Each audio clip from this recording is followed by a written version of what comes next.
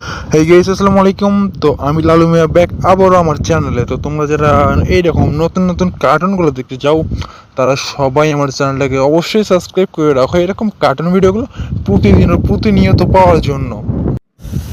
আরে লালু ভাই, হঠাৎ আপনি দেশে কবে আসলেন? আপনি তো সাথে বসবাস করতেন, তাই না? আরে ধুরু ভাই, আর কয়ে না। একদিন এলিয়েনের কাছে ডিনার করেছি, বুঝছো?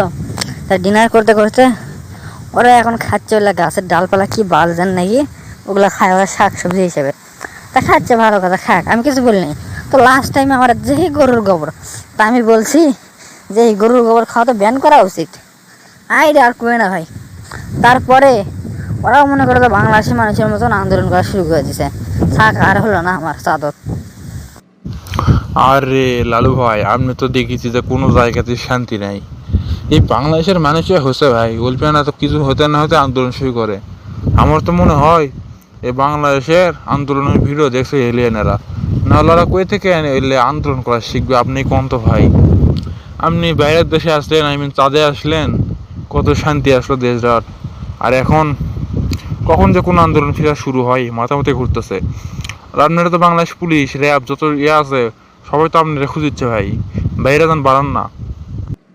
আরে ধর্মিয়া বললে কথা আর কও না তো। জীবনটাই কেন জানা হয়ে গেল, কোনো উচিত কথা কবার নাই।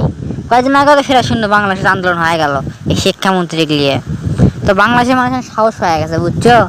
একের উপর বেশি কিছু লয়, এক রাত মনে করো তো ইচ্ছে মতো গুলি মুলি করে উল্টে করে ট্যাঙ্কা চলে গেছে আন্দোলন করে বেশি সিল্লেক সবাই লয়, তাই বলে সবাই তার এক লয়। ওই 10 দিনের মধ্যে একজন খারাপ হয় আর পিছিয়ে পিছিয়ে 10 জন খারাপ হয়। ওরা তো বোঝো না যে কোনটা ঠিক কোনটা ভুল, খালি আন্দোলন করে ফেলাই বাঁচলো, বোঝো নি? নিজেকে ভাইরাল করে ফেলাই বাঁচলো। মানে সবাই খালি সেলিব্রিটি হবার চাই। ক্যালি যে সেলিব্রিটি হওয়ার শখ করে যে মানুষের একটা অসুবিধা হচ্ছে সেটা দেখা লাগে না।